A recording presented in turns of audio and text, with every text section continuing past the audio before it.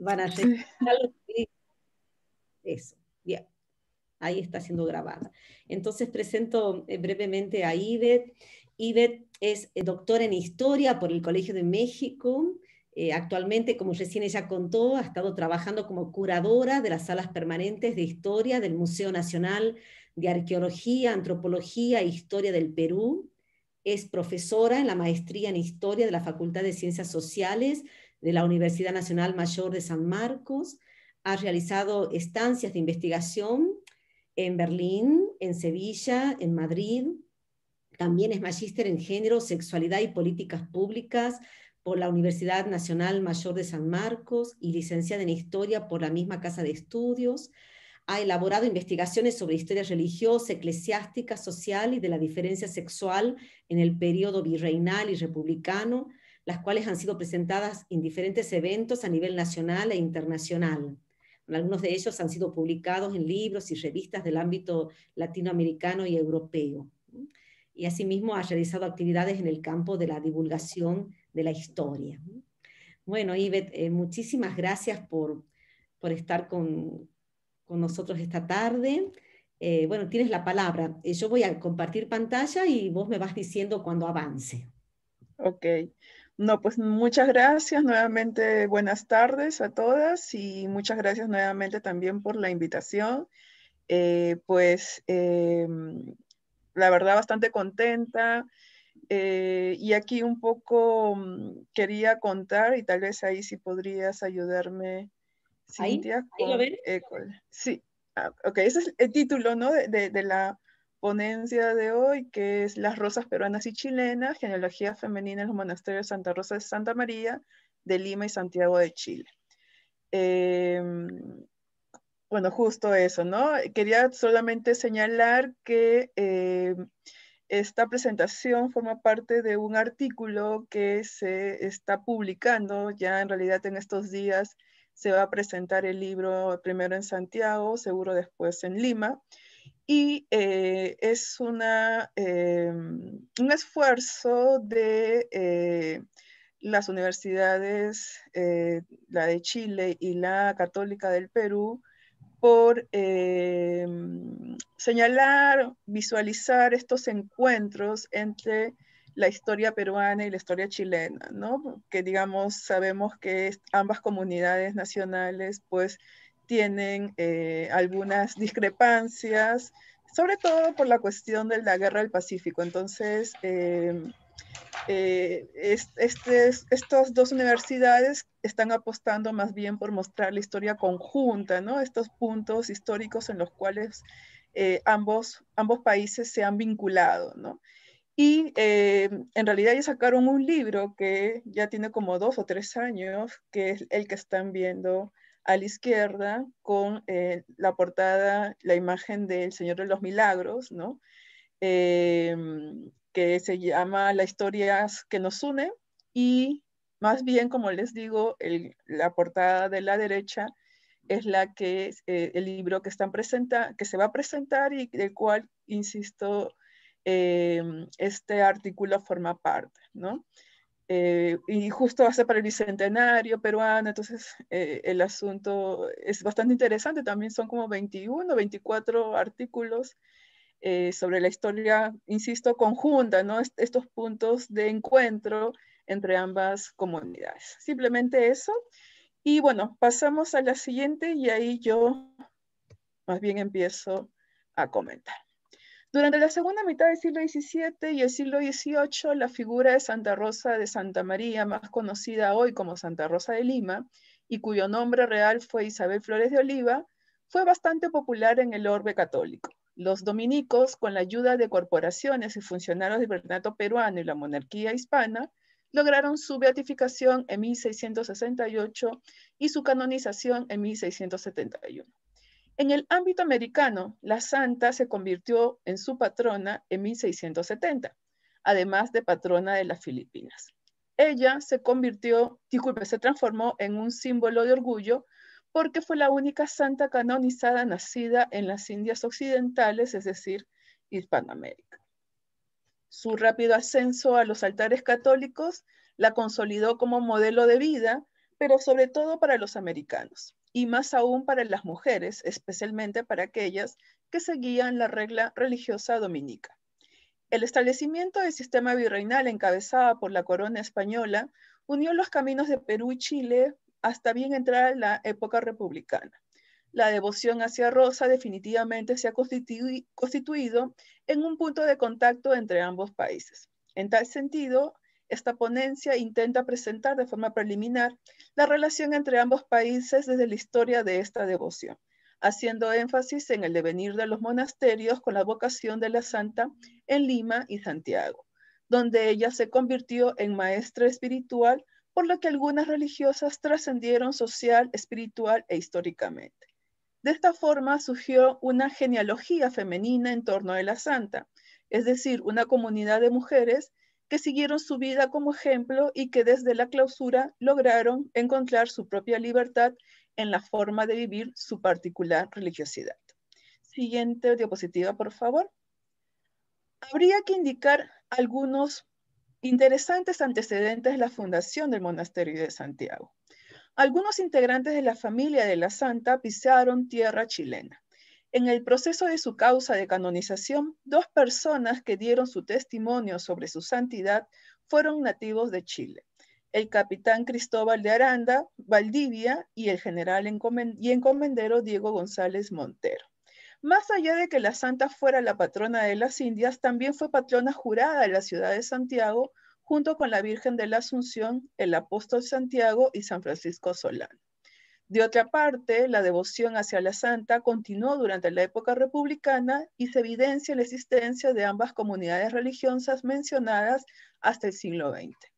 La presencia de cofradías y la publicación de numerosos escritos en su honor, hagiografías, sermones, novenas, crónicas monacales, etc. Además, en la actualidad, el culto a la santa destaca en la zona de Palequén, donde se congregan miles de devotos cada 30 de agosto, día de su fiesta. Primer punto, Santa Rosa de Lima, modelo femenino. La santa fue una terciaria dominica que, junto a sus compañeras, creó espacios de transmisión de la sacralidad entre mujeres. Rosa tuvo discípulas antes y después de su muerte. Cuando tenía 21 años, un grupo de jóvenes y viudas formaron una comunidad de terciarias. Algunas habían tomado votos religiosos y otras fueron seglares. El aprendizaje se realizaba en ambientes recónditos de casa, en vestíbulos conventuales o en las iglesias que frecuentaban. Parte de la enseñanza de las beatas radicó en el ejercicio de ciertas actividades de mortificación, la discusión de temas espirituales y experimentar lo sagrado a través de los sentidos, ver, tocar y oler. En la época virreinal había un intenso circuito de libros en el que Hispanoamérica participó de forma activa. De este modo, las beatas leían numerosos libros de místicos e internalizaban sus contenidos a través de los sentidos con el fin de alimentar su espiritualidad. Las lecturas eran colectivas y dramatizadas por las lectoras para estimular la imaginación, educar los sentidos y experimentar el misticismo mediante visiones supernaturales. Se consideraba que Dios se valía de los textos para comunicarse con las almas. De los sermones predicados, ellas aprendieron de qué manera los pecados recibían penas particulares y la necesidad de que sus almas fueran guiadas para ser salvadas. Igualmente, usaron las imágenes para conocer e imitar los comportamientos de los santos y místicos. Así, las seguidoras de Rosa contaron con lienzos para aprender de su modelo de santidad. No sorprende que las religiosas de los monasterios con la vocación de la santa en Lima y Santiago tuvieran una serie de pinturas que mostraban distintos episodios de su vida. Las mujeres que habitaron el claustro chileno gozaron de 19 lienzos pintados por el quiteño Laureano Dávila en la segunda mitad del siglo XVIII. Y ustedes están justamente visualizando solamente 3 de estos 19 lienzos en esta diapositiva. La siguiente, por favor. Apelaron a las prácticas de otras mujeres con santidad reconocida como Teresa de Jesús y Catalina de Siena, entre otras, y es que ella formó parte de una red de santas dominicas. Su devoción a Santa Catalina de Siena fue intensa. La imitación de la santa italiana fue un tema recurrente en las representaciones sobre Rosa, Incluso se dice que ellas conversaban mucho porque la santa italiana se apareció en varias ocasiones a la limeña. Entonces, Rosa fue maestra y estudiante a la vez. En calidad de modelo femenino, los autores que escribieron sobre su vida remarcaron sus, cito, heroicas virtudes, sellaron cuanto superior se puede reconocer en lo enfermo y frágil de su naturaleza. Fin de cita. Aunque demostró que tenía una fortaleza espiritual propia, entre comillas, de lo masculino, por la disciplina que llevaba en su vida. Su principal rasgo femenino fue ser esposa de Cristo. Se entregaba completa, pues, cito, quien trata de amar a Dios no para en el bien, busca lo mejor, que el amor perfecto está en movimiento por más servir al amado. Fin de cita. Por ende, Fray Pedro del Castillo, en su Historia de Vida, publicada en 1670, indicó, cito, porque ya esta corderita del cielo de la iglesia se consagraba a Dios en holocausto vivo, colocada entre espinas y abrojos de afanes, y símbolo de su esposo Jesús. Fin de cita. La fortaleza varonil de Rosa residía en el desprecio de sus deseos. Ella misma encarnaba la misma función que cumplió su esposo, cordero sacrificado por los pecados de la humanidad. El amor a su esposo se fundamentó en verlo como su maestro y dueño. Esto demandó su total sujeción mediante la obediencia y la humildad. El modelo femenino de Rosa se centra en su disciplina y amor a su esposo para merecer y conservar el privilegio de preferida de Cristo. Estos discursos transmitían mensajes modeladores de conducta que implicaban el mantenimiento de un orden social específico. Los lectores de los textos sobre la santa no solo recibían pautas sobre su comportamiento según su estatus social y su modo de vida, sino también la necesidad de respetar tales pautas para el mejor concierto del cuerpo general. Así tendría que cumplirse deberes y responsabilidades determinadas para cada sector. Cada grupo sabía lo que debía hacer y también lo que los otros grupos debían cumplir. Había entonces un tipo de fiscalización de los deberes de distintos grupos que implicó la aceptación de una jerarquía entre ellos. Las poblaciones hispanoamericanas consideraban que las místicas femeninas habían expresado una extraordinaria devoción a Dios, por lo que fueron elegidas por él para transmitir lo sagrado y hacerlo creer a los demás. Con toda esta transmisión se concretaba en un modelo de santidad que se distinguía a partir de los rasgos físicos y culturales de las mujeres y su relación con lo blanco y lo puro. La carne y la sangre de estas mujeres fueron relacionadas con procesos sobrenaturales. Sus cuerpos servían para facilitar comunicaciones espirituales mediante el lazo especial que tenía con la divinidad. De ahí la necesidad de tener un confesor cuyo trabajo fue vigilar que sus prácticas religiosas fuesen ortodoxas. Además, el confesor regulaba sus escritos sobre sus visiones, curaciones y profecías. Siguiente diapositiva, por favor. Terciarias, beatas y monjas siguieron el modelo de vida de Rosa, viviendo bajo el cumplimiento de sus votos religiosos. Aquellas que residían en beaterios o monasterios cumplían votos religiosos solemnes, pues, cito, mayor mérito tienen las obras ofrecidas a Dios en fuerza de voto que las sin él se hacen. Fin de cita. Las monjas eran siervas de María, esposa de Cristo, y heroínos contra el demonio. En otras palabras, se constituían en modelos de pureza femenina, además de abrir espacios de socialización y educación femeninas. Las élites requerían cuidar el honor de sus mujeres mediante elevación de la procreación de hijos ilegítimos o de un matrimonio desventajoso. La conservación de la virginidad para cuidar un linaje honroso necesitó de resguardo de los cuerpos femeninos en los monasterios. De ahí el cuidado del arzobispo del voto de castidad de las mujeres que habitaban los claustros. Cualquier intercambio entre ellas y personas del exterior era vigilado.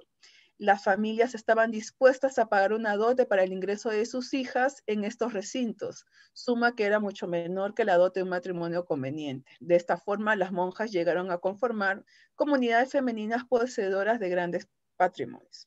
Entonces, los monasterios eran vistos como símbolos propios de la ciudad donde estaban establecidos y en los cuales se asentaban las esposas de Cristo, quienes rezaban constantemente por el bienestar de las poblaciones, gozando del favor divino y deteniendo la ira divina. Durante la época virreinal, en la ciudad de Lima se establecieron 14 monasterios religiosos, mientras que en Santiago de Chile 7.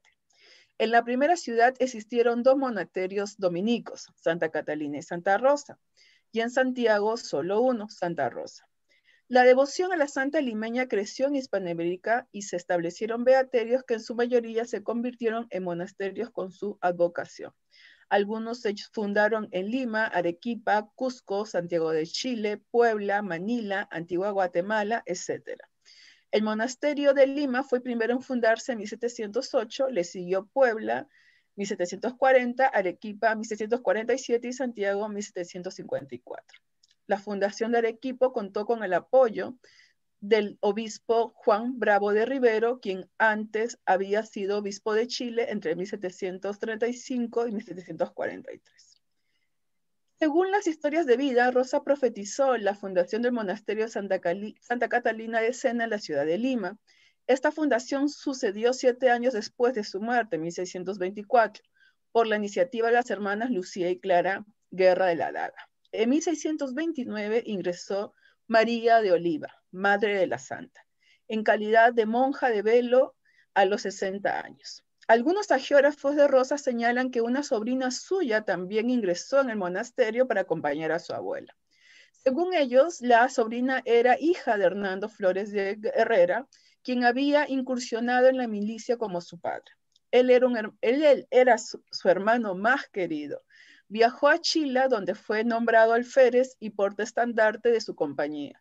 Por revelación divina, la santa se enteró del matrimonio de su hermano en Chile con Josefa de Torres. Le escribió una carta para brindarle consejos para el buen funcionamiento de su matrimonio. También le profetizó que su primer descendiente sería una niña que estaría dedicada a Dios y tendría la marca de una rosa en su rostro, es decir, que sería el retrato de su tía. La niña, Sulpicia de Flores, nació 2 años después de la muerte de la santa y fue huérfana a temprana edad, pero el presidente y gobernador de Chile, Francisco Lazo de la Vega, permitió que ella llegase a Lima e ingresase en el monasterio de Santa Catalina.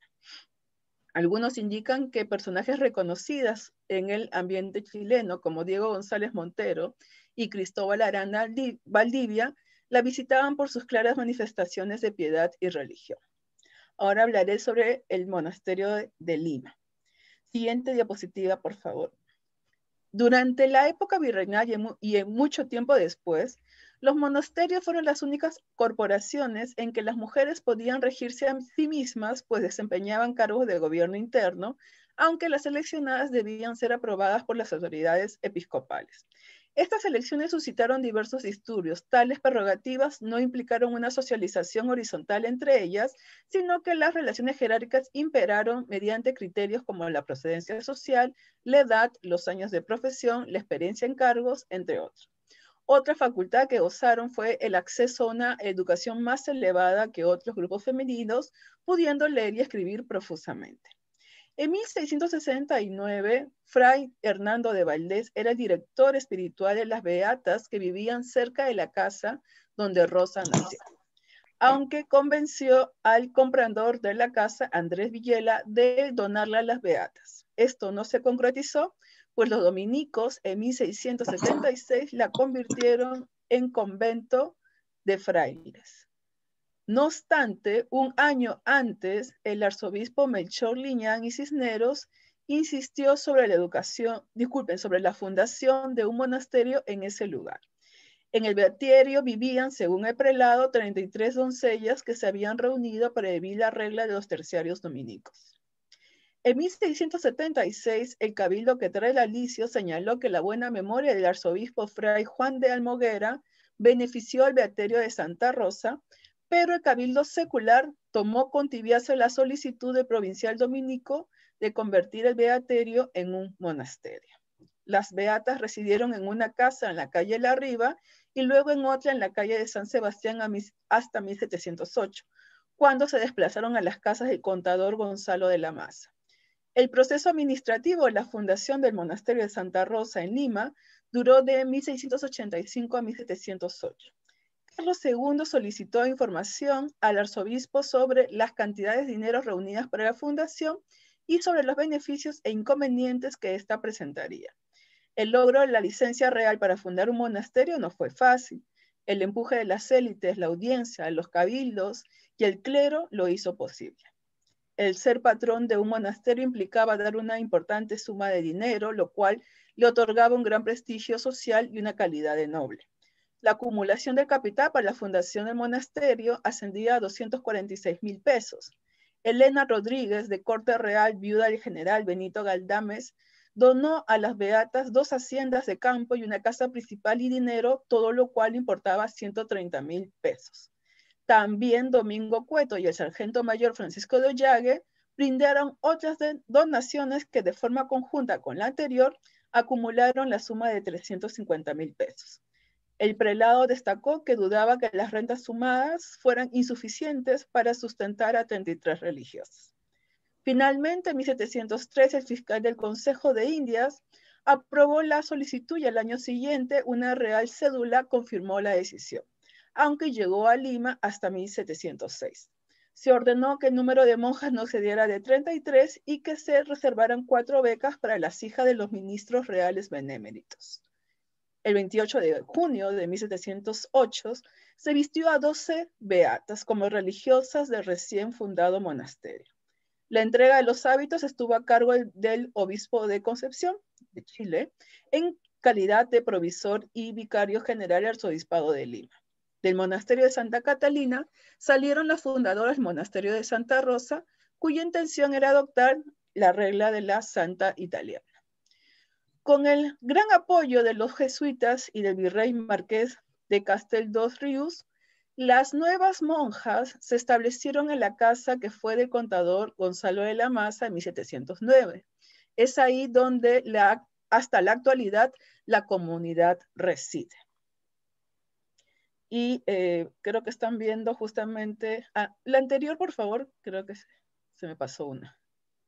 ¿Esa? École. Sí, École, muchas gracias. Justamente el monasterio, la casa de Gonzalo de la Maza es la que del inferior, en la parte izquierda, está muy cerca al centro, como unas 6 cuadras de la Plaza Mayor. Como comentaba, todavía hasta ahora es una comunidad de monjas de clausura.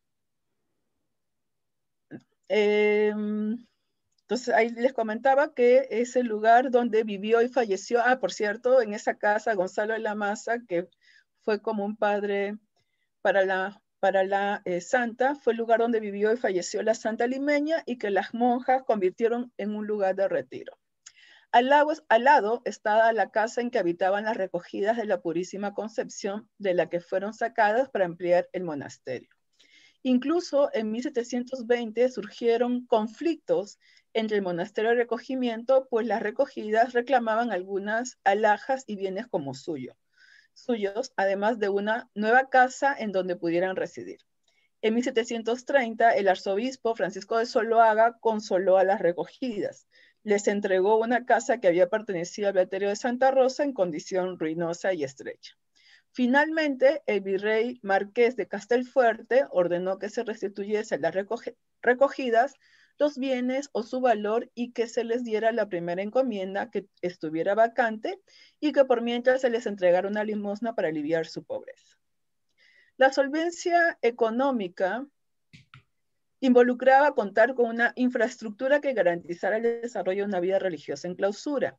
Iglesia, coros, celdas, habitaciones de uso común, refectorio, cocina, enfermería, sala capitular, sala de educandas, bibliotecas, entre otros.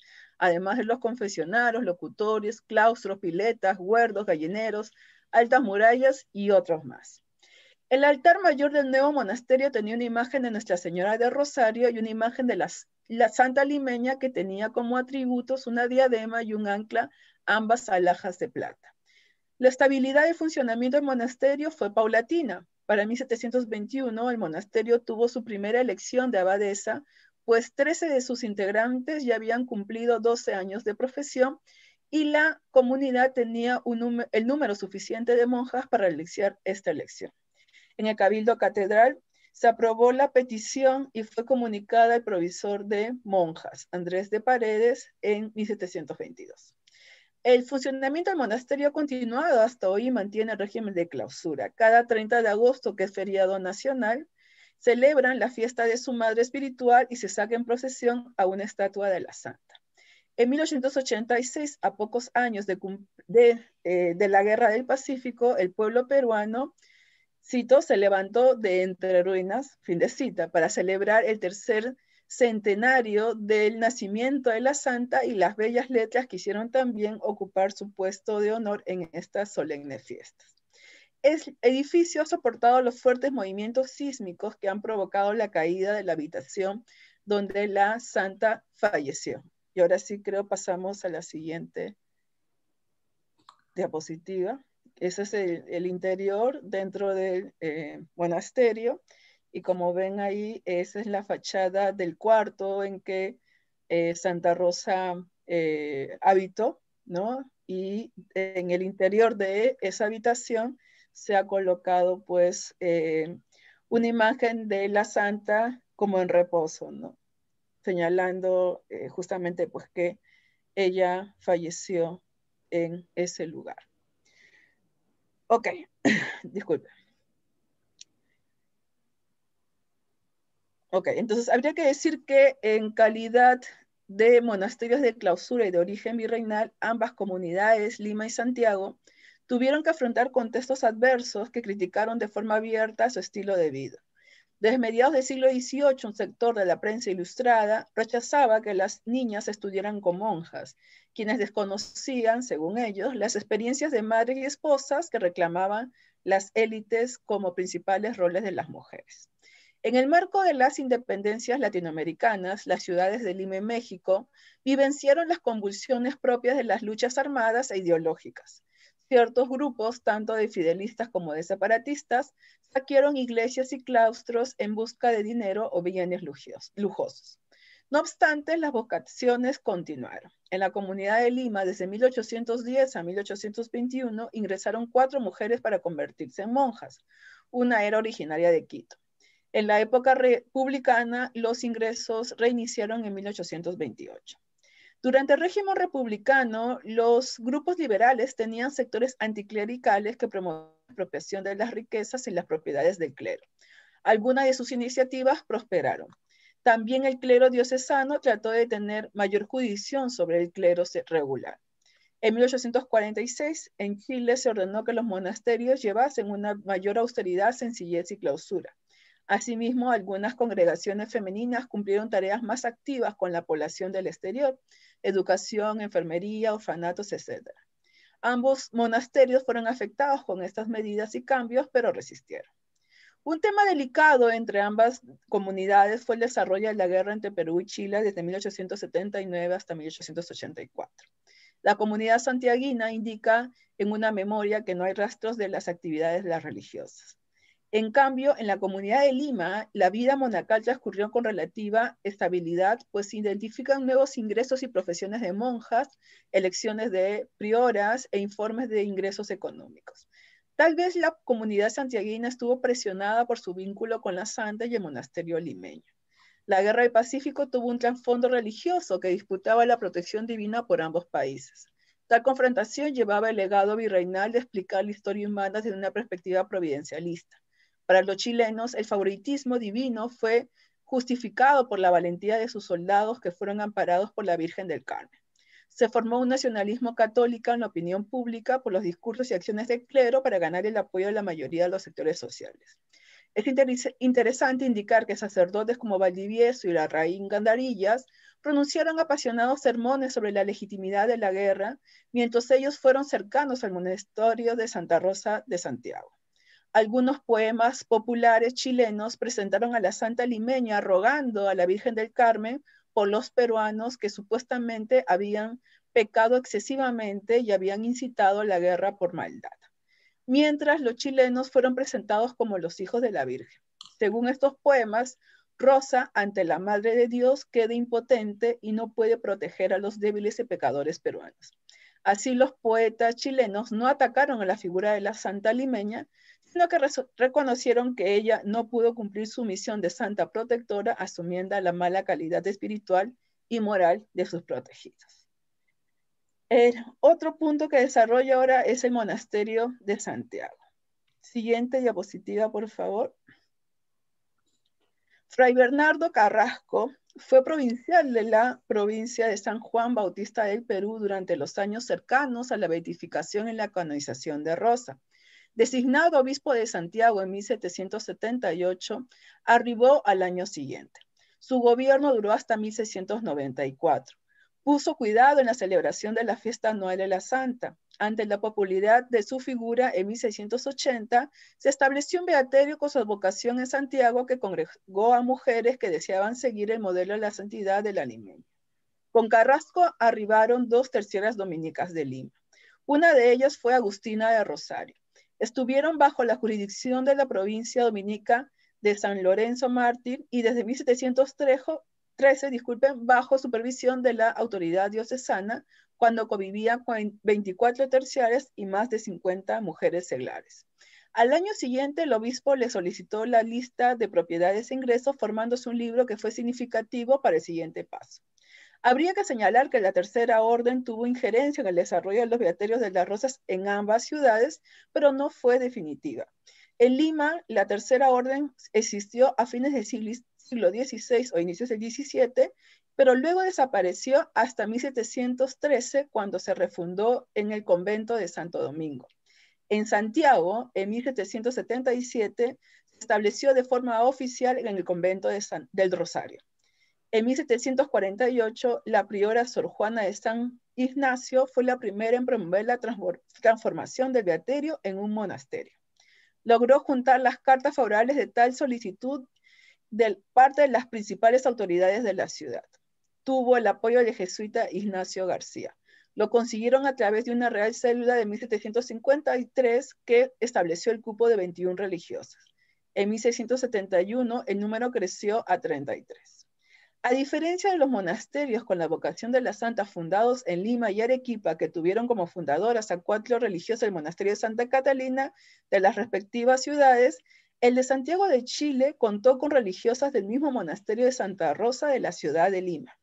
En 1754, el arzobispo de Lima accedió a enviar a las fundadoras Laura Rosa de San Joaquín en calidad de priora, María Antonia, maestra de novicias, y Rosa de Santa María, portera. El 16 de agosto de 1754, estas monjas fueron acompañadas por el capellán del viaje, el mercedario Diego Flores de Oliva, y abordaron el Fénix para embarcarse y dirigirse a Concepción. De ahí se trasladaron a Santiago, sumándose el canónigo Estanislao Andía y Razábal, pues sería el provisor del nuevo monasterio, canónico magistral de la Catedral de Santiago y comisario subdelegado de la Cruzada. Y sin duda formaba parte de la familia fundadora del monasterio, los Andía y Razábal, cuyas hijas ingresaron al monasterio en calidad de fundadoras. Antes de proseguir con el devenir de la comunidad santiaguina, es preciso destacar que Laura Rosa de San Joaquín era sobrina nieta de la santa, quien ingresó al monasterio de Lima en 1709. Era hija de Gaspar Flores de Oliva e Isabel Argave. Entonces su padre fue el hijo primogénito de su abuelo Gaspar Flores. Por 3 generaciones llevaron el mismo nombre. Se ha mencionado anteriormente que Hernando, el hermano más íntimo de la santa, había llegado a Chile.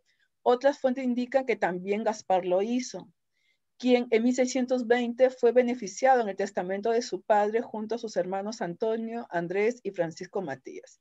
En ese momento Gaspar estaba en Chile.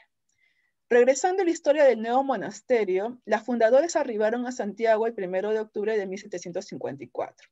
Alcanzaron la quinta del Marqués de Pica y fueron visitadas por las principales autoridades y personajes de la ciudad.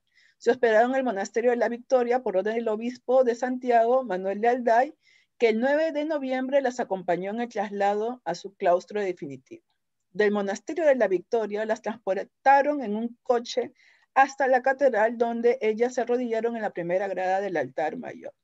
De forma rápida se acercaron los principales integrantes de la audiencia y cabildo de la ciudad junto a las esposas del presidente y 2 oidores de la audiencia, que fueron las madrinas de las religiosas. Luego las fundadoras se unieron a las señoras referidas y se sentaron en la capilla mayor. Se formó la respectiva procesión en que se unieron los integrantes de las órdenes religiosas, incluyendo los dominicos que llevaron las imágenes de su padre fundador. Después siguió el resto del clero. El cabildo catedralicio escoltaba la imagen de la Santa Limeña. Entre los integrantes de la audiencia y el cabildo santiaguino iban las fundadoras junto a sus madrinas, que las llevaban de la mano caminando por calles adornadas con colgaduras y altares. Arribaron a la iglesia de su monasterio y accedieron al presbítero, donde adoraron al Santísimo, que estaba abierto, mientras se cantaba el Te Deum Laudamus. Y se decían las oraciones atribuidas a Santa Rosa y a Santo Domingo y a Santa Rosa y otros más. Taparon al Santísimo y se dirigieron a la puerta de ingreso de su claustro, donde el obispo entregó las llaves a la priora, la sobrina de la santa, que simbolizó el reconocimiento de su gobierno monacal. Con ello se dio por concluida esta fundación. El monasterio albergó a mujeres de los distintos territorios de Chile, incluso el norte de Argentina. Al inicio, el monasterio funcionó en los terrenos que fueron las casas del capitán portugués León Gómez de Oliva, los que había donado el beaterio. Tal vez esta donación fue hecha para despistar las sospechas sobre su origen judío. No obstante, el capitán fue regidor de Santiago y se casó con una importante dama local. Ejerció ampliamente el oficio de comerciante, que le permitió conocer las costas atlánticas de la zona meridional de Sudamérica, y llegó al Perú, donde es posible que haya ahondado su devoción a la Santa Limeña. Fue perdonado y al parecer tuvo poderosos amigos en el clero santiaguino. Para la fundación del monasterio se compró el solar de al lado y luego el resto para completar la manzana, incluyendo donaciones. Se construyeron los claustros y la iglesia, que fue dedicada a Nuestra Señora de Pastoriza, por las donaciones y financiamiento que recolectó el jesuita Ignacio García, nativo de Galicia, de donde era la imagen mariana del altar mayor. A sus lados estuvieron las estatuas de San Ignacio, San Francisco Javier, Santo Domingo y Santa Rosa.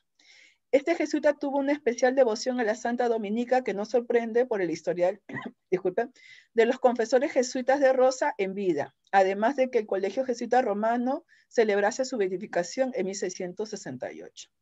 Ante la exposición de los jesuitas, ellos dejaron reliquias, objetos de culto importantes a las monjas rosas. En 1851 se proyectó modificar la iglesia por su deterioro y la necesidad de ampliarla. Se recibieron numerosas donaciones y la nueva se construyó y destacó por la buena estructura de madera. Por los cambios se tuvo que alterar el coro, la portería, los locutorios y los confesionarios. También se trajeron adornos y un órgano de Europa. En el coro se colocaron relicarios que llevaron los restos de Santo Domingo, Santa Rosa, San Juan Macías y San Martín de Porras. También conservaron un relicario con una carta autógrafa de su madre espiritual. En el caso de la Comunidad de Lima, las refracciones de los claustros se realizaron en 1871. A diferencia de la época virreinal, cuando era común que el ingreso a los monasterios fuera desde los 14 a los 18 años, en la época republicana la edad de ingreso oscilaba entre los 20 y los 24 años. Ante un mundo más secularizado, la edad de ingreso fue más tardía, porque se consideraba que era una decisión de larga reflexión. Aunque durante la época republicana y la virreinal, ser monja traía prestigio a sus familias.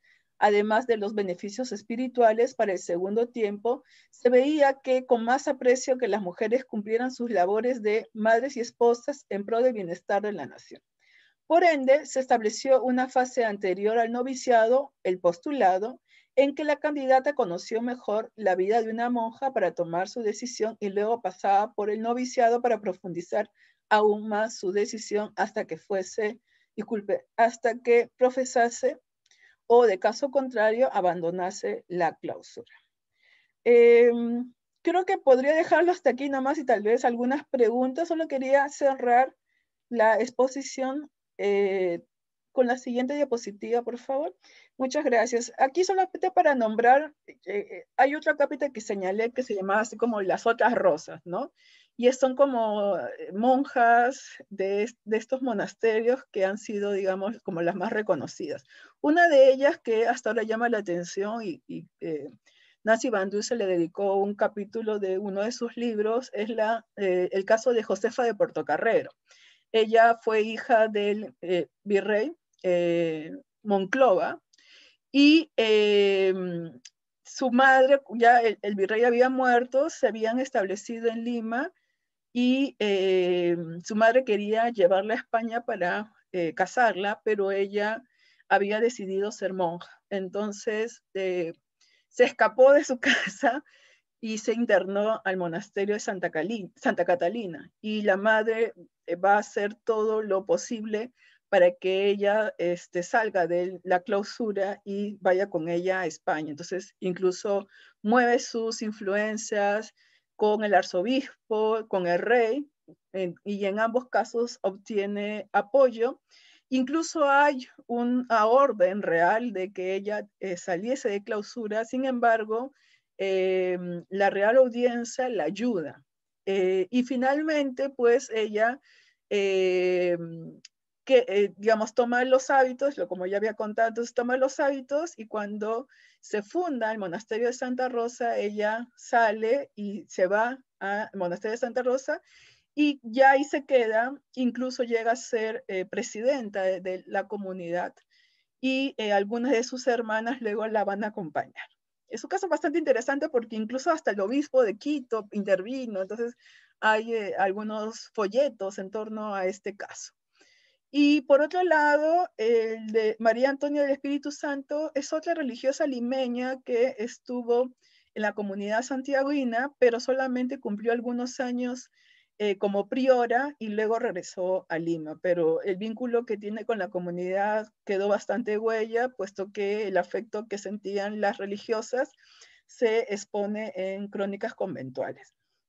Y para el caso de Santiago, definitivamente es la que ha trascendido, ¿no? Y porque además hay muchos, bueno, ya hay varios, no sé si muchos, pero hay varios estudios en torno a, disculpen, aquí se me van los nombres, ahí está. Fue Josefa de los Dolores, ¿no? Penaliño y Barboso. Esta monja chilena, pues, tuvo una fama mística que trascendió y que, pues, ha llevado a que la historiografía haga ya, incluso he visto tesis completas en relación a su literatura mística, ¿no?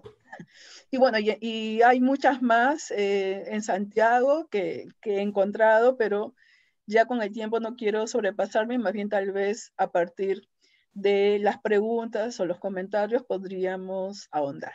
Bueno, muchísimas gracias. Muchas gracias, Ivette. Bueno, un largo recorrido hemos hecho desde Rosa a la fundación de los monasterios y beaterios y bueno, la llegada a Santiago de Chile, ¿no? Muchísimas gracias por este panorama que tan, ¿cómo se dice?, sintéticamente has hecho, que son muchos años de tu investigación, ¿no? Siempre sabemos los que hacemos historia que atrás de la media hora, de los 40 minutos que uno puede compartir, bueno, hay muchos años de archivo, de lecturas, de recorridos intelectuales, ¿no? Bueno, queda abierto el micrófono para quien quiera preguntar, comentar, resonancias, bueno, lo que surja, ¿no? La idea siempre de estos conversatorios es que, como quien toma un café, podemos ir hilando, aunque sea desordenadamente, algunas intuiciones, algunas reflexiones y algunas preguntas que nos surgen después de la escucha. Muchísimas gracias, Ivette. Ivette, te quería hacer una consulta.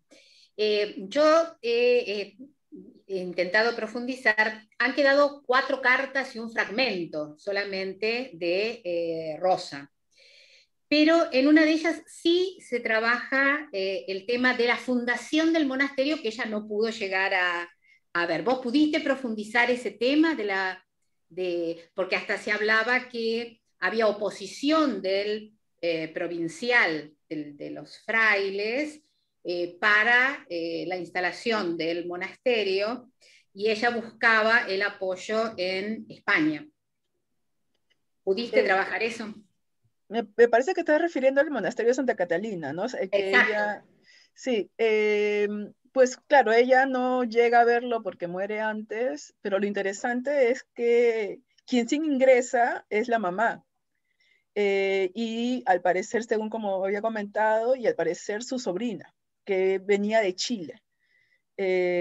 Pero además es interesante porque sería la hija de su hermano más querido, porque es bueno, en este caso las que han leído sobre las hagiografías de Santa Rosa, siempre pues se menciona a uno de los hermanos que es el constante, que está, ¿no? Ese hermano, la hija de ese hermano es que al parecer estaba en Chile, la retornan porque estaba huérfana y junto a la abuela ingresan a ese monasterio de Santa Catalina. Entonces se llega a concretar en 1624 y hay también pues reliquias y creo me parece también hay cartas de la santa que claro, por la parte de la madre. Incluso hay un cuadro que me parece bien interesante porque, y aquí tal vez a quien le interese el arte, ¿no?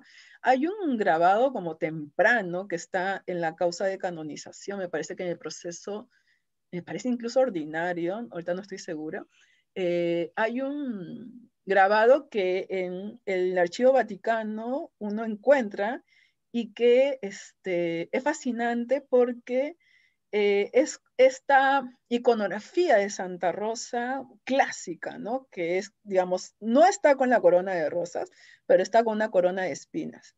Y lleva un ancla, no sé si han visto ese ancla en el cual en la base del ancla hay como una ciudad, ¿no? Una maqueta, que algunos señalan que es el caso de Lima, ¿no?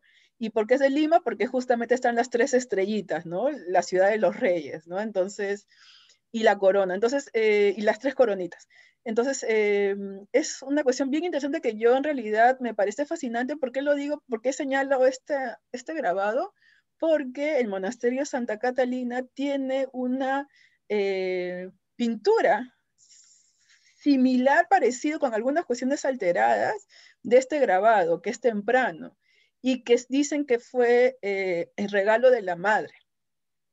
Entonces, ahí hay una historia fascinante que la verdad incluso es arqueología virreinal que tendrían que hacerse en los monasterios de Santa Rosa, Santa Catalina y los dominicos, porque hay varias piezas que tendrían que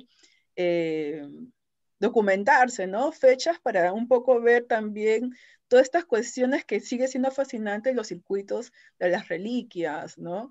Que lamentablemente no hay una buena investigación porque no se han datado estos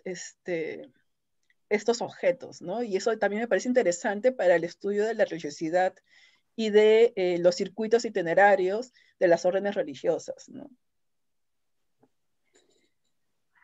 Una pregunta, Ivette, a mí siempre me generó curiosidad el grupo de seguidoras de Rosa, las tertulias, lo que era el ambiente espiritual e intelectual también en el que participaban estas mujeres.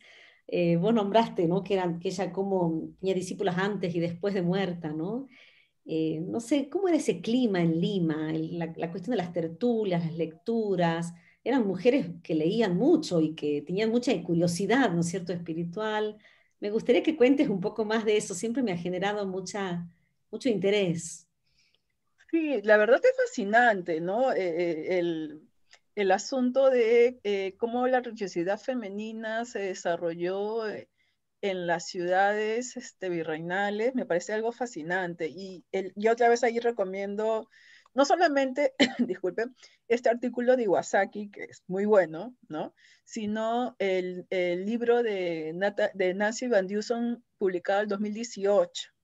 En ese libro hay como 2 o 3 capítulos dedicados a justamente esos circuitos, la forma en cómo se reunían, ¿no? Discutían, se enseñaban, pero lo interesante es eso que no es una enseñanza solamente de conocimiento, sino es una enseñanza incluso con los sentidos, ¿no? Y eso es algo muy, muy femenino, ¿no? O sea, la historia nos ha dado espacios en que las mujeres han recreado esas enseñanzas y claro, para la historiografía lamentablemente a veces solamente de manera oficial se queda en que la educación es transmisión de conocimientos, pero conocimientos en colegios, ¿no? En instrucción, pero para el caso femenino creo que habría que complejizar justamente la educación, ¿no? O sea, no es una educación oficial, ¿no? Sino es una educación que se transmite entre ellas, y eso me parece fascinante, ¿no?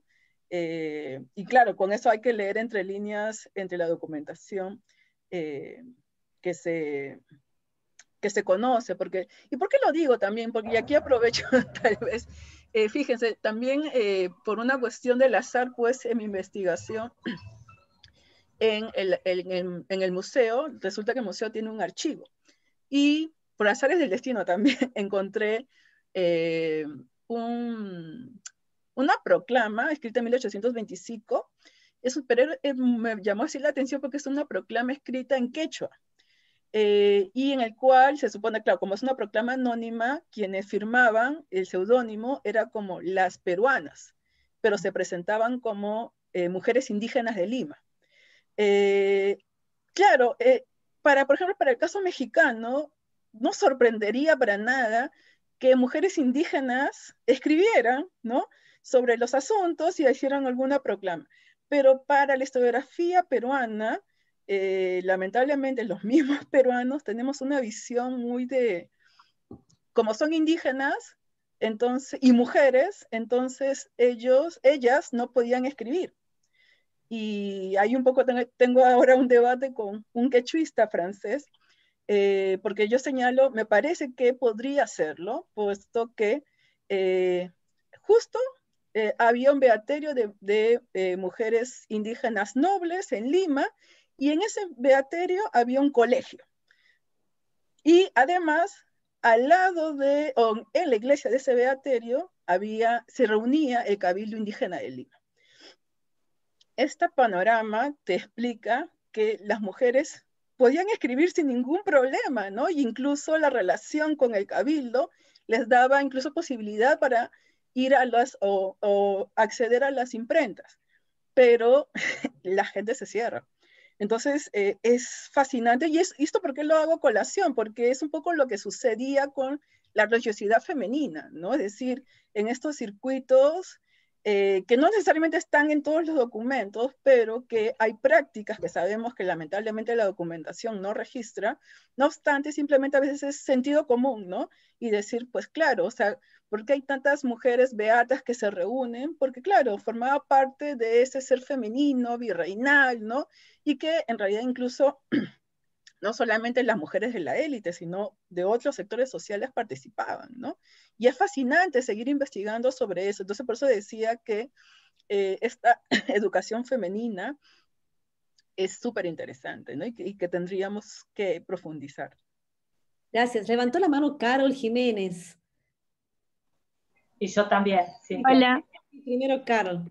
Sí. Hola, buenas tardes. Gracias por la presentación, me pareció muy interesante. En el último caso justo que mencionó sobre Josefa Portocarrero, tengo una pregunta. ¿Cuáles podrían ser otras razones por las cuales estas mujeres se integraban a este monasterio, huyendo tal vez de esta imagen de madre o esposa, ¿no? Muy aparte de esa vida religiosa que ellas quieren escoger. O si hay otros casos tal vez como el mencionado de Josefa Portocarrero. Gracias. Ok, Carol.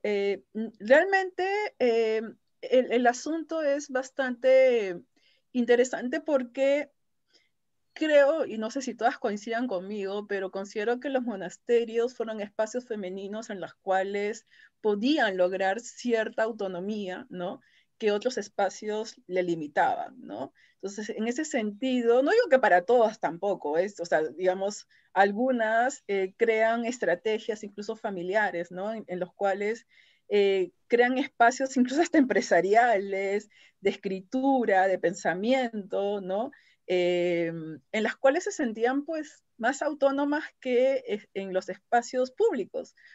Claro que, digamos, hay otras estrategias femeninas fuera y que, bueno, pero como corporaciones, como comunidades, a mí me parece que una de las razones son esas, ¿no? Porque aunque en el siglo XVIII con los discursos ilustrados se va criticando la vida de clausura, no obstante, hay un interés todavía sobre el ingreso de ellas y que, bueno, obviamente también que estos espacios pues también tenían hasta gobiernos propios, ¿no? Igual, con poder, jerarquías, todo lo que implica, pero son espacios que todavía van a continuar. Y claro, ya no en el número, porque sabemos que ya para el siglo XVIII las comunidades disminuyen de manera drástica, ¿no? En su número, ¿no? No obstante, la trascendencia de estos espacios todavía se explica por el interés de las autoridades borbónicas por regularlos, ¿no? Y eso es interesante porque ya para, al menos los casos que más conozco, que es Lima y la Ciudad de México, cuando se cruzan los reglamentos, los órdenes, hay cuestiones que, digamos, que tiene que ver con obviamente acceder a sus riquezas, pero también de sujetar los gobiernos de los monasterios, ¿no? Eso me parece también interesante. Gracias, Sofía. Muchas gracias. Bueno, hola Ivette y hola a todas. Me he conectado un poquito más tarde, pero he podido sin ningún problema. Creo que he llegado en el momento justo para seguir toda la conferencia y bueno, muchas gracias. Siguiendo un poco en el hilo de la pregunta de Cintia, es curioso que siendo Santa Rosa beata o terciaria, ¿no? Luego su devoción se haya consolidado en monasterios y no en beaterios. Posiblemente tenga que ver con que la concepción de que el monasterio era como la expresión, la mejor expresión para la experiencia de la religiosidad femenina. Sin embargo, creo que hay estudios de género que tienen que brindarnos un poco o abrirnos más puertas para estudiar esos espacios, porque como muy bien comentabas vos recién, creo que es muy interesante pensar en esos ámbitos específicamente femeninos de educación, de comunicación y de sociabilidad, que los monasterios también lo tenían, pero que eran diferentes, porque la clausura marcaba y determinaba digamos, la comunicación, la fluidez en la comunicación de las mujeres, ¿no? Una pregunta es, si por las dudas, pues a ti, a ver qué luces puedes tener respecto de esto. ¿A qué se debe que justamente los beaterios se hayan recluido, ¿no? A partir incluso con la devoción de Santa Rosa, que podría haber sido un disparador de beaterios. Sin embargo, no lo fue más de monasterios. No sé si es así, o si es que en Lima, porque en Lima y también en Cusco, los beaterios adquieren una fisonomía muy fuerte, a diferencia del resto de América Latina, posiblemente. Pero como mencionaba recién, la reproducción, por ejemplo, de monasterios que se da de las dominicas normalmente, no son de las terciarias, que tienen una fisonomía muy fuerte dentro de la orden. Por lo menos aquí en Colombia, las terciarias tienen una participación, bueno, porque ahora estoy investigando sobre ese tema, muy fuerte dentro de la orden, y el monasterio de dominicas aparece recién en 1645, cuando el beaterio funciona desde finales del siglo XVI. Entonces, no sé si me he expresado bien en la pregunta, es ¿por qué? ¿Qué me puedes decir respecto de justamente de la multiplicidad de monasterios, tanto en Lima como en Santiago, y un poco el repliegue de los beaterios? Si es que, a ver. Muy interesante pregunta, Sofía. Creo que, pero fíjate que también es interesante porque me hace pensar en, por ejemplo, las diferencias entre los beaterios y monasterios dominicos en Lima y Cusco.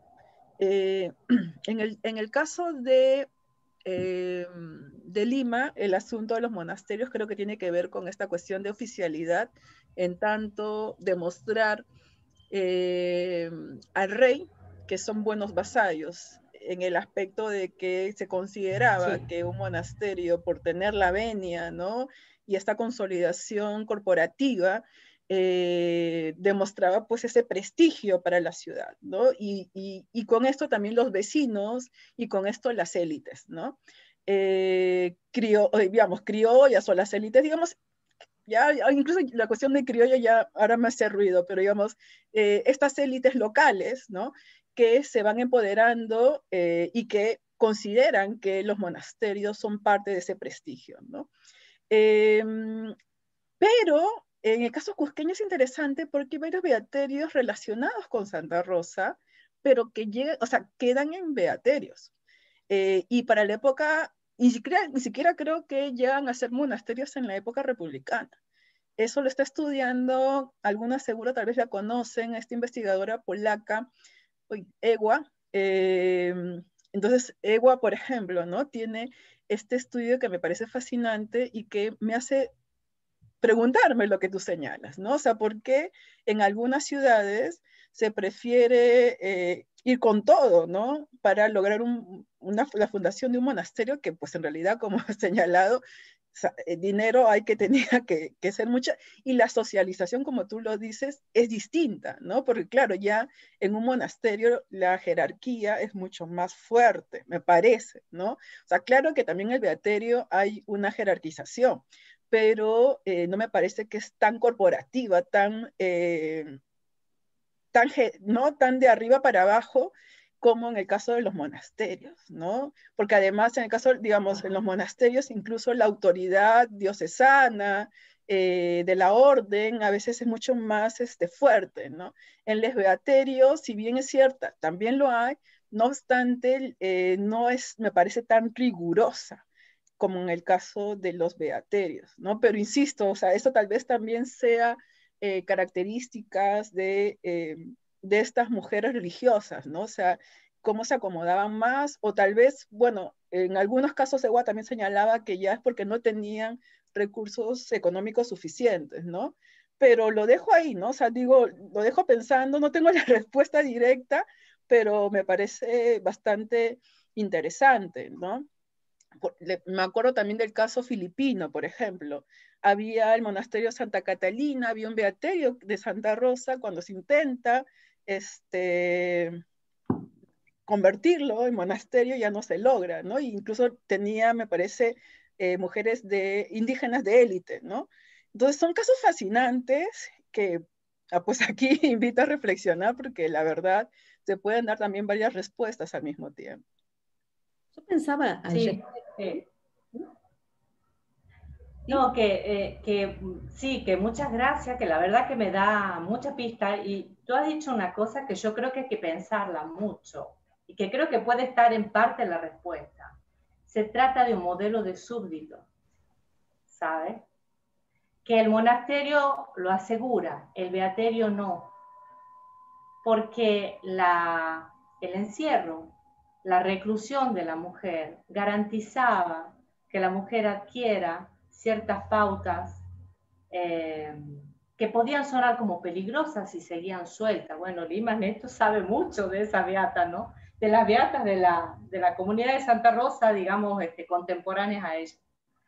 Me das, aunque tú lo has dicho y que me decís lo voy a seguir pensando, yo creo que, y yo lo voy a pensar, hay un modelo de súbdito que está por ahí, que me resuena mucho lo que tú has dicho. Luego seguimos hablando, si te parece, pero a mí sí, gracias. Con todo gusto.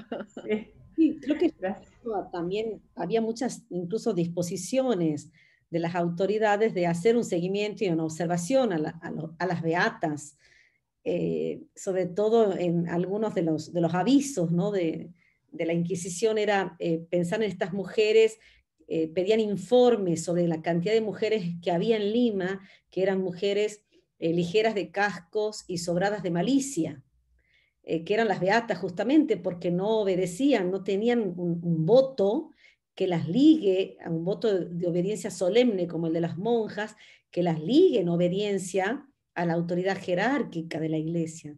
Por eso es que los beaterios también fueron muchos persuadidos a transformarse en monasterios, porque era el modo también de reglamentar o regular la vida de tanta beata cuya cuya formalidad no era tan fuerte, porque no había voto, profesión religiosa que las ataba de un modo mucho, las sujetaba de un modo mucho más fuerte. Lo que vemos para las beatas coloniales nuestras de América Latina es la misma sospecha que se hace en Europa unos siglos antes respecto al gran movimiento de beguinas y beatas, que muchas son orientadas a la vida monástica o beaterios enteros transformados en monasterios para lograr una más clara sujeción a las autoridades correspondientes. Y en ese sentido, la vida beata siempre ha sido una vida menos reglada, más libre. Si bien tenían una regla de beatas, al no emitir el voto solemne, les daba otra libertad. Y eso es muy interesante ver a lo largo de la historia cómo muchos beaterios y bueno, algunas que fueron sometidas a la Inquisición justamente por esa sospecha, ¿no? De excesiva ligereza, digamos, no, libertad. Alicia, habías pedido la palabra. Está silenciada.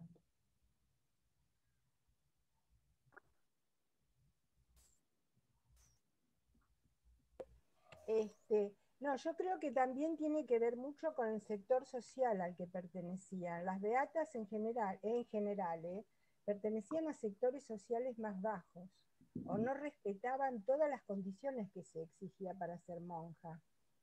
Pero, por ejemplo, en Cusco, Catherine Burns estudia la creación de los monasterios, que a partir de beaterios terminan siendo monasterios. Y la aspiración de muchísimas beatas era empezar con un monasterio, pero para terminar siendo monasterio. En realidad querían ser monjas. En Buenos Aires pasa eso. O sea, los monasterios de Buenos Aires no se fundan a partir de beaterios, pero hay un beaterio que fracasa por razones económicas, ¿no? O sea que yo creo que está relacionado con esa pertenencia a sectores sociales más bajos que suponía una vida con mucha más libertad, que no tenían las jóvenes de los sectores sociales altos, que estaban muchísimo más controladas.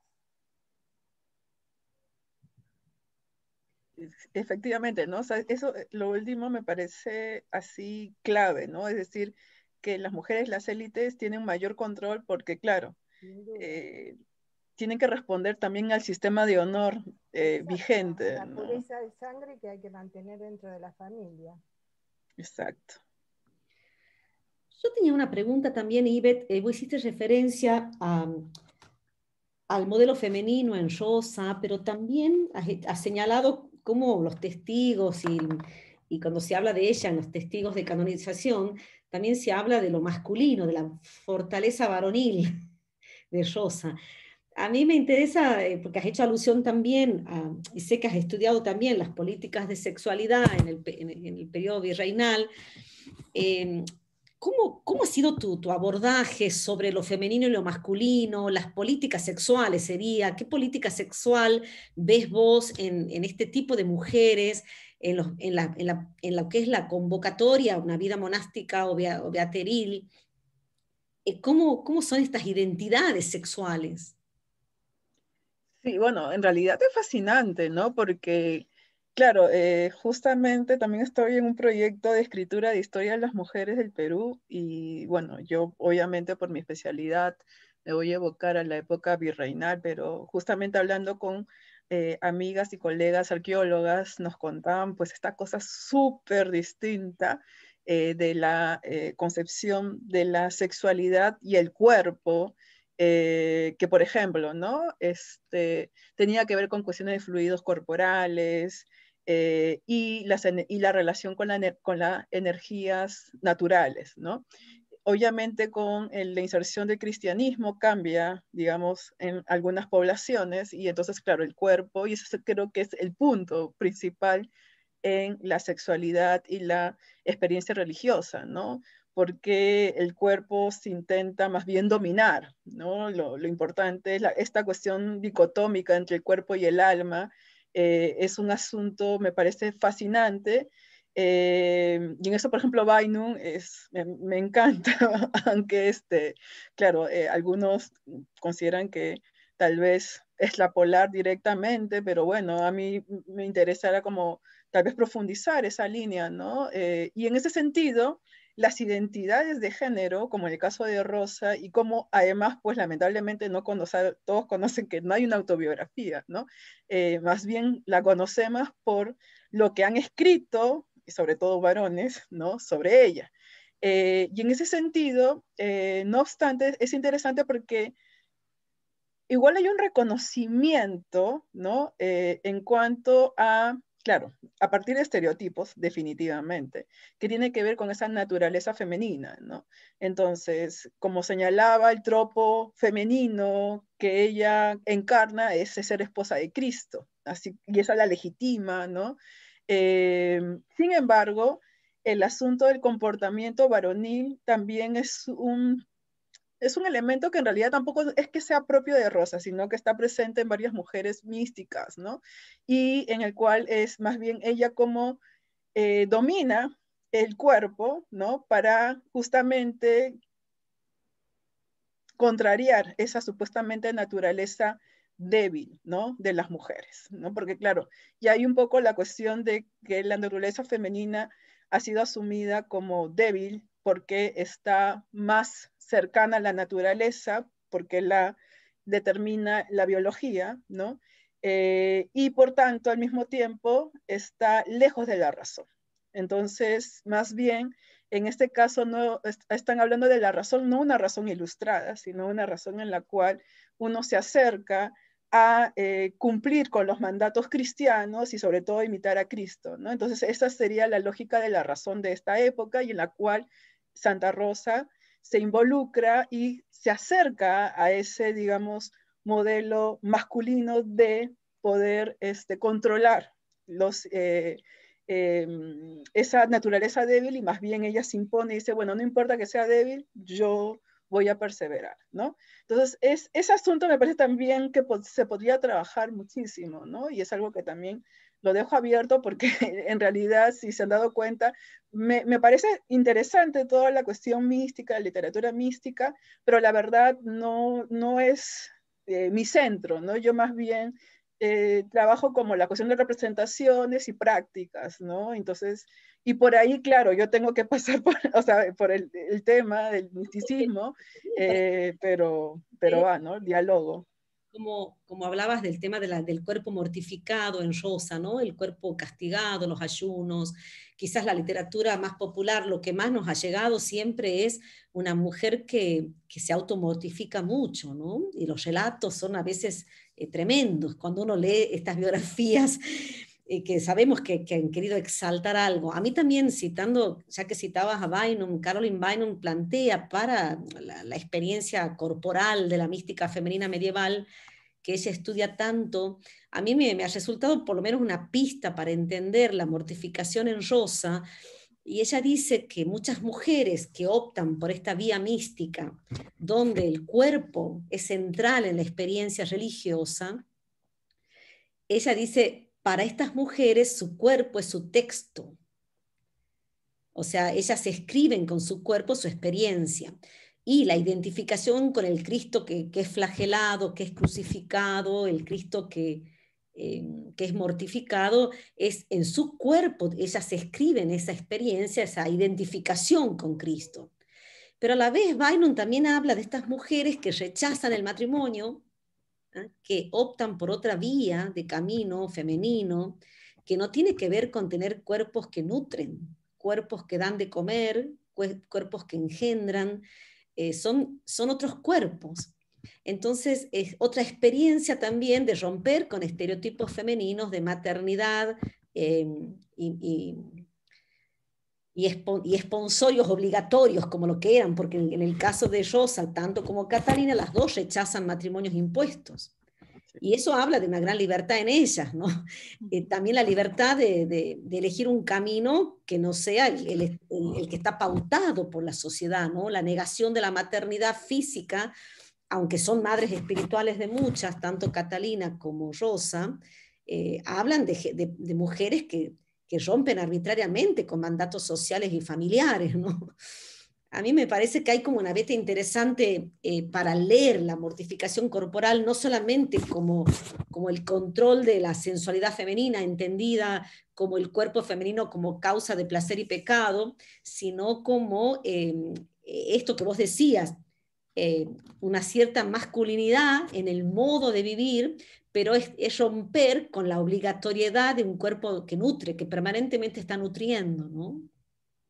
A mí, Carolyn Barrio me parece que de las que ha trabajado la cuestión del cuerpo en la experiencia religiosa y la mortificación, que quizás es algo que es lo que más te genera impacto y hasta rechazo en Rosa, porque hay que darle vuelta a la vida de Rosa para entenderla, porque de primera instancia es una vida tremenda de ayunos, de mortificaciones, me imagino que exaltados por la fantasía de los biógrafos. No hay nadie que haya resistido a lo que cuentan de Rosa. Pero cuando uno lee los testigos de canonización, hablan de la Rosa que toma chocolate, que bebe chocolate del cuerpo de Cristo, o sea, nada que ver con las mortificaciones, ¿no? Pero los testigos de canonización de ella son geniales. O una mujer, que no me acuerdo, una de sus compañeras en tertulia que dice, bueno, que había muchas jóvenes que le tenían maña, o sea, la seguían porque les resultaba interesante. A una mujer que está todo el día encadenada, colgada de los clavos y todo eso, no generaría tanto atractivo, me imagino, ¿no? Entonces sí me parece interesante la cuestión de la política de la sexualidad en el periodo virreinal, que bueno, que más encontré estudios medievales que coloniales, ¿no? Pero es una beta interesante como para problematizar un poco la experiencia religiosa, no solamente como alguien que responde a una espiritualidad barroca y por lo tanto actúa así, sino me gusta pensar en Rosa como una mujer muy libre, que es capaz de rechazar un matrimonio impuesto y que es capaz de vivir como beata, no como monja, primero porque quizás no tendría la plata para las dotes, y segundo porque ser beata le daba muchísima libertad en la Lima colonial. De hecho, una de las pinturas que vos muestras es que se pinta a Rosa citada por el inquisidor. O sea, el sometimiento a la Inquisición para ella, bueno, y dicen que porque murió muy joven se salvó de que la sigan persiguiendo, pero evidentemente era asociada al grupo de alumbradas de Lima, de estas mujeres que tenían curiosidad por leer los libros prohibidos, los libros de teología espiritual, etc., ¿no? Por eso me parece que esto que vos hablas de la unión entre las Rosas chilenas y peruanas, habla también de la expansión de un símbolo femenino que sigue siendo hoy en la actualidad motivo de devoción femenina, pero que a veces no le llegamos a morder el pescuezo de la clave de estas vidas beatas que realmente son bastante rupturistas para la época, ¿no? Sí, yo concuerdo contigo. Yo creo que tantos beatas y también monjas, o sea, más allá de esa jerarquía, creo que, como señalé, o sea, son espacios, comunidades en los que pueden conseguir esa libertad que el ámbito público y las autoridades no les dejan, ¿no? O sea, entre ellas crean una complicidad, una sororidad, una genealogía que a veces no queremos, o bueno, estamos reconociendo ahora, ¿no? Y eso creo que es un buen paso, ¿no? Esa genealogía femenina que se construye a través de Rosa y de las otras santas dominicas, posibilitó a las vasallas hispanoamericanas a crear esos espacios para ellas, ¿no? En las cuales ellas viven su espiritualidad. Y en ese sentido, el otro punto que quería también señalar es que, claro, yo cuando a veces me hacen estas preguntas pero si ella se mortificaba, sobre todo cuando, digamos, expongo para espacios de divulgación, ¿no? Siempre está esta cuestión. Y en el caso del imaginario peruano, y tal vez también para sus países, el asunto ha sido agravado por psicoanalistas y por artistas, ¿no?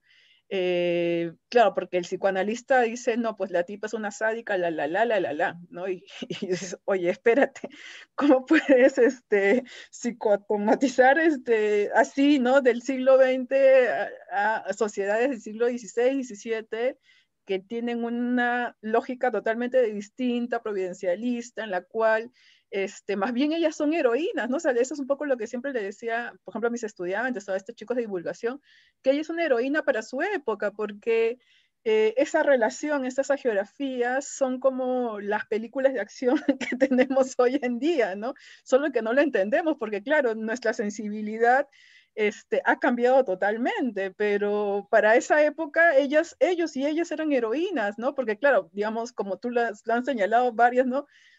¿Quién iba a poder hacer todo lo que dicen en la geografía, ¿no? Entonces, en ese sentido, ella se convierte como, claro, es una mujer que cumple con prácticas sobrenaturales porque los humanos promedios no pueden hacerlo, ¿no? Y no solamente eso, sino que se convierte en un símbolo americano, y es algo que también creo que no se le ha reconocido, ¿no? Y incluso yo, en una exposición en la Biblioteca Nacional del Perú, decía, ella ha sido la peruana más reconocida a nivel mundial para el siglo XVII y XVIII. Que ustedes ya no lo sepan es otra cosa, pero es una cuestión de que también se desmerece ese lugar que ella logró, ¿no? Y yo incluso digo que el hecho de que se haya canonizado significó que las Indias occidentales, ¿no? Hayan entrado por la puerta grande a la historia universal, ¿no? Porque finalmente se reconoce que ahora el primer fruto de la santidad de santo en las Indias occidentales permitió incluirse en la historia providencialista que en ese momento era la historia universal. Entonces, es algo que, insisto, ¿no? Que lamentablemente ha sido bastante distorsionado por miradas bastante contemporáneas, ¿no? Y entonces ese es un punto que, al menos en Perú, lucho mucho porque por más que explico, a veces dicen, no, pero, ¿no? Entonces digo, pero es claro, y le señalo, ¿no? Mira, de aquí a unos 100, 200 años, cuando estudien nuestra sociedad, nos dirán, ¿cómo han creído en que los vampiros eran jóvenes y hermosos y millones de niños y niñas creían y están enamorados de estos vampiros? Y entonces, claro, para ellos va a ser ilógico, ¿no? Pero es parte de la cultura de la época. No, y que además la élite limeña, lo que se dice es que es la primer proceso de canonización que contó con un equipo de marketing impresionante porque se encargaron a tantos lienzos que empapelaron, llenaron las iglesias europeas. O sea, sí es el primer proceso que tiene una difusión transatlántica y bueno, con no, el merchandising, digamos, era la pintura de lienzos y las esculturas, pero realmente la propaganda y el dinero que pone la élite limeña, por supuesto, para posicionar a Lima y a Ciudad de los Reyes en su eterna competencia con México. Bueno, Mujica Pinilla habla mucho de la competencia entre la Virgen de Guadalupe y Rosa de Lima, ¿no? Como quién es más importante. Y bueno, pareciera ser que ganan los peruanos en eso. No, lo que pasa que sí es interesante, ¿no? Y eso es algo que hasta ahora se siguen preguntando los mexicanos. O sea, claro, sabemos que el movimiento peruano y el de Nueva España son los más importantes, al menos hasta el siglo XVIII, ¿no? Bueno, me ha dicho, a inicio del siglo XVIII. Pero es interesante que ya para inicios del siglo XVIII la Beretop de Nueva España más bien pasa a ser el más importante de las Indias occidentales. No obstante, a pesar de ello, no llegan a tener ningún santo canonizado. O sea, digamos, un mexicano o alguien de Nueva España, nacido en Nueva España, que haya sido canonizado. Entonces, por eso que Rubial escribe todo un libro para explicar eso en unas 150, 200 páginas, ¿no? Pero bueno, o sea, eso es interesante y lo que tú dices, yo creo que el merchandising y la experiencia jurídica, creo yo, o sea, el conocimiento del funcionamiento de los tribunales, ¿no? En España, en Roma, va a permitir este éxito. Y en ese sentido, yo hasta ahora tengo pendiente y decir, bueno, si a alguien le interesa, por la cuestión de itinerarios, por ejemplo, me parece fascinante la figura de Antonio González de Acuña, ¿no? Es él quien en realidad hace posible la beatificación y canonización. Porque claro, de Lima viaja a Italia, primero lo mandan a Nápoles, luego regresa a Roma, consigue que el virrey de Nápoles lo apoye, consigue que el embajador de España en Roma lo apoye, y lo hace, y además consigue que el general dominico lo apoye. Entonces además por dos, así. Entonces, ese tipo es fascinante. La verdad, yo ya, no, ahorita estoy así, pero quien... Una diplomacia estratégica, diplomática. La diplomacia dominica, o sea, a mí me parece así... o sea, y es otro punto que considero que es necesario también hacer estos vínculos de las provincias dominicas en las Indias Occidentales, ¿no? Porque, por ejemplo, a mí Solange, que fue una de mis lectoras, me decía, uy, sería súper bueno que hicieses todo este circuito de la provincia dominica de Oaxaca, de Chiapas, de Lima hasta México. Y yo decía, claro, de aquí unos 10 años, con todo el financiamiento del mundo, perfecto, ¿no?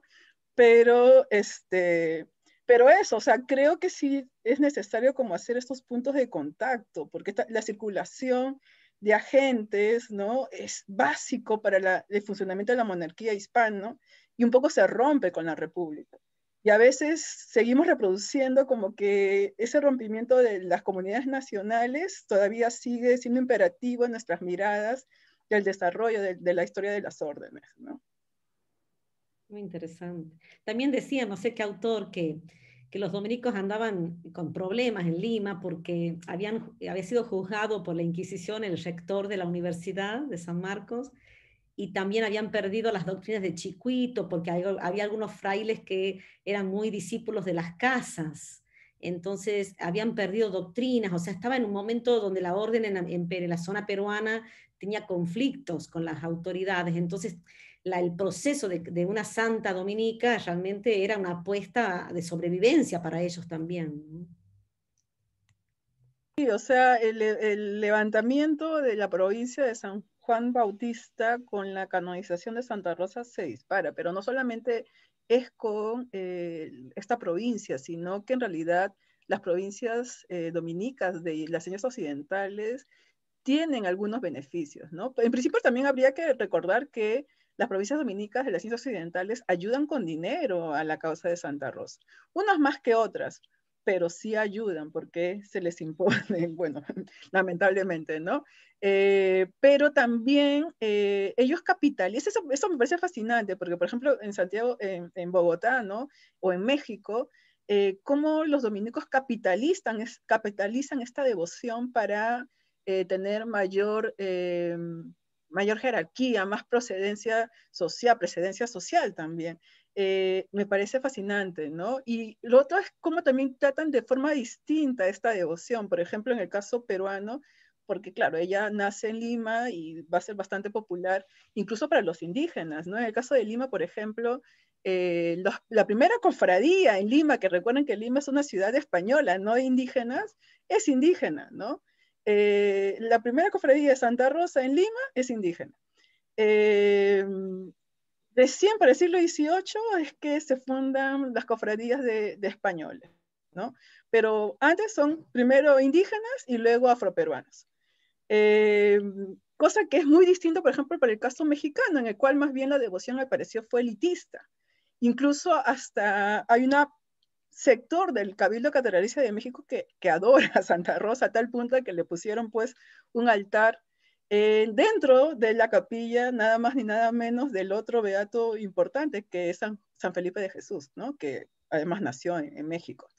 Entonces, estos tratamientos me parece fascinante, y la forma en cómo se capitaliza esta devoción por parte, no solamente por los dominicos, sino también por las élites, ¿no? O sea, el Cabildo, por ejemplo, de Bogotá, cómo está interesado en pagar. O sea, seguro que también obviamente es una orden, pero paga todos los años cierto monto para la fiesta, ¿no? Esas cuestiones me parecen que, o sea, pues señalaba que la trascendencia de la figura de Santa Rosa todavía tiene para muchísimo, ¿no? Y también para, no solamente por la cuestión de ella, sino cómo las élites locales aprovechan o capitalizan esta devoción a su beneficio frente a los ojos de la monarquía. Muy interesante, Ivette. Bueno, ¿alguna otra pregunta, comentario? Estamos cercanas a las 2 horas ya, sin darnos cuenta.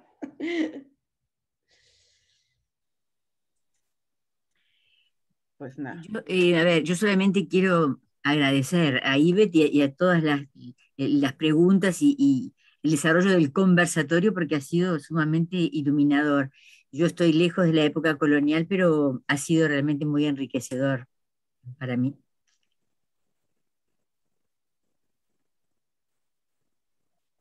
Pues nada, Lamento haber entonces, llegado tarde, perdón, pero no te tenía preocupes. una reunión con mi directora de tesis que no me cortaba nunca.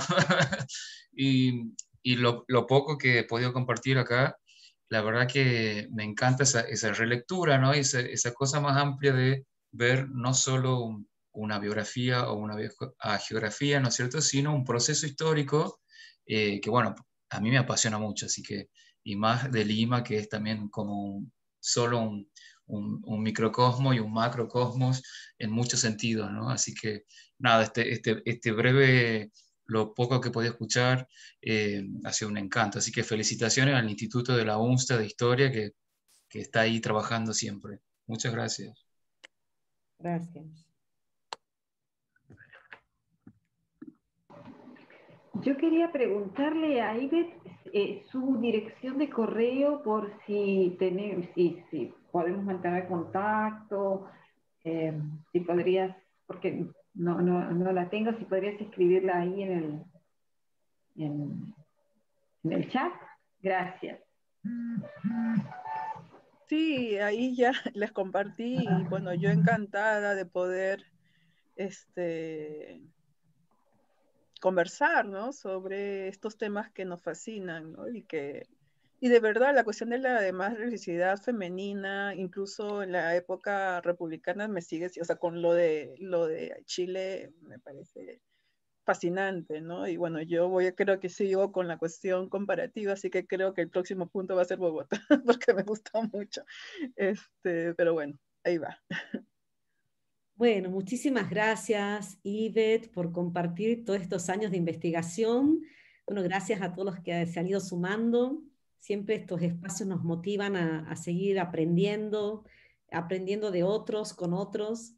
Así que muchísimas gracias. Los invito al 10º conversatorio que va a ser en el mes de agosto, el primer martes del mes de agosto a la misma hora, 5 de la tarde, hora argentina. En esta oportunidad va a hablar Alicia Fraschina.